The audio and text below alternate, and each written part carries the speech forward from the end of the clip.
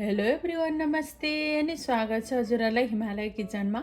आज म हजुरहरूको लागि लिएर आएको छु एकदमै मिठो, बनाउन पनि एकदमै सजिलो भेजिटेबल फ्राइड राइसको रेसिपी। यसको लागि मैले यहाँ 2 ठुलो चम्चा तेललाई तताउन राखिसकेको छु र तेल तातेपछि मैले यसमा राखेँ 1 ठुलो चम्चा जति मसिनो गरी काटेको लसुन र अदुवा।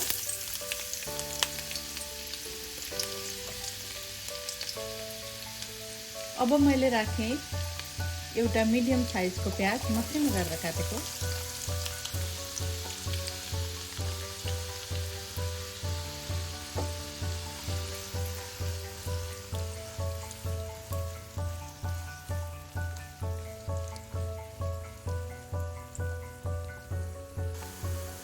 प्याज यतिको भएपछि मैले यसमा राखेँ एउटा काटेको हरियो खोर्सानी। यो चाहिँ अप्सनल हो।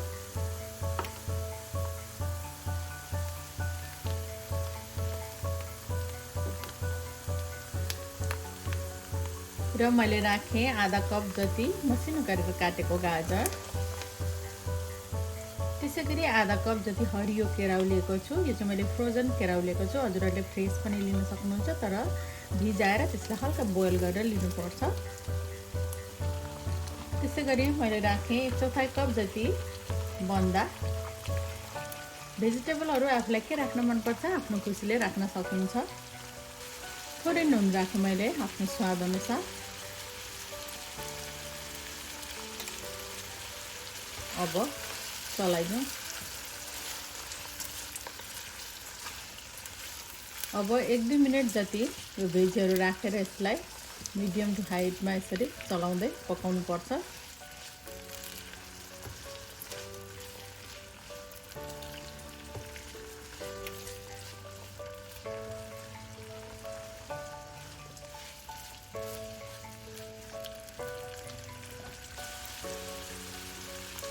अब भेजीहरू केही बेर पाकेपछि मैले यसमा राखेँ 1 ठुलो चम्चा जति सोया सस,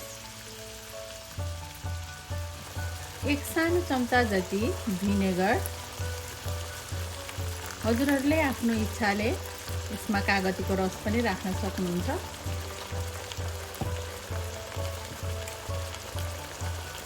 अब मिक्स गरिदिउँ।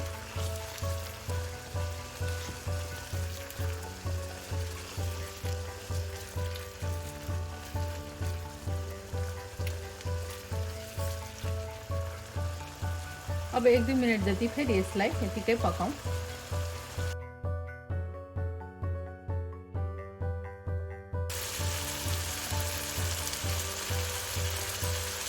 र यति बेला भएपछि मैले यसमा राखेँ बोइल्ड राइस। मैले चाहिँ 3 कप जति बोइल्ड राइस लिएको छु।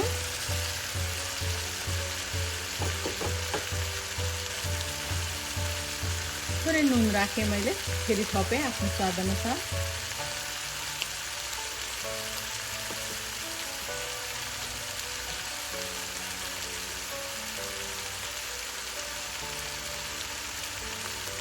र यति बेला म यसमा राख्दैछु 1 सानो चम्चा जति घिउ। यसरी घिउ राख्दा बटर पनि राख्न सक्छौँ हामीले, एकदमै मिठो टेस्ट आउँछ।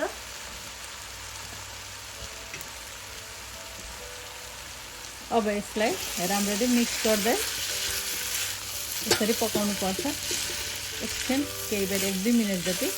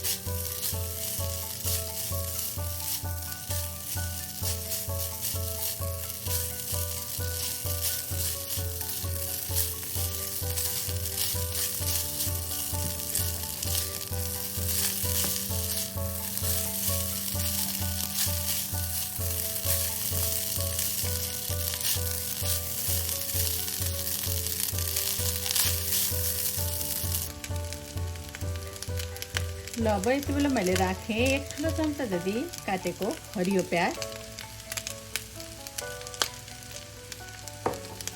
मिक्स गरिदिउँ।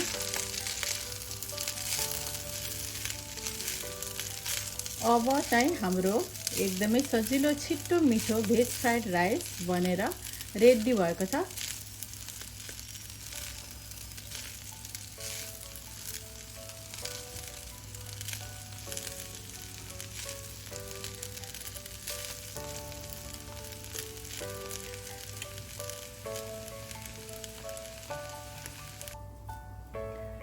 एकदमै मिठो छिट्टो सजिलो बनाउन पनि भेज फ्राइड राइस चाहिँ अब यसरी बनेर खानको लागि रेडी भएको छ। हजुरहरू पनि यसै गरी भेज फ्राइड राइस बनाएर खानलाई अवश्य पनि ट्राई गर्नु होला।